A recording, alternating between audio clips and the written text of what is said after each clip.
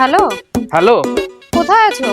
আরে হ্যাঁ হ্যাঁ হ্যাঁ আসছি, সরি লেট হয়ে গেছে। তাড়াতাড়ি আসো, অনেকক্ষণ ওয়েট করছি। আসছি 1 মিনিট দাঁড়াও। A few moments later. এই সরি একটু লেট হয়ে গেল। এটা এখন আসার সময় হলো? কতক্ষণ ধরে ওয়েট করছি আমি, তুমি কোথায় ছিলে?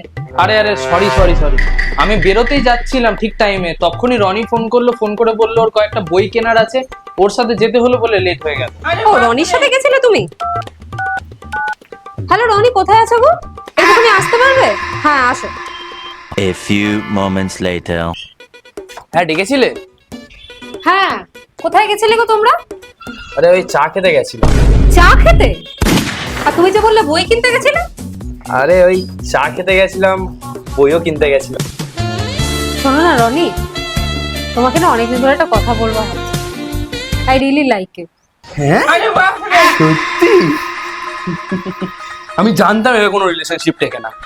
আরে জানো না, 10টার সময় ওর এক্স ফোন করেছে, আমাকে বলছে তোমার সাথে নাকি দেখা করতে আবার কথা আছে।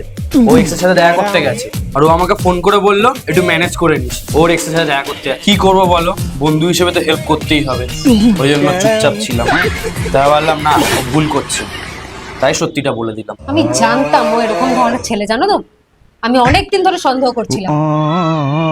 বুঝতে পেরেছি, তোমাকে আমি দেখে নেব। চলো ডার্লিং, যাওয়া যাক। আরে কি করছো? তাড়াতাড়ি সাবস্ক্রাইব করে দাও আর লাইক শেয়ারও করে দাও, কমেন্ট তো করবেই।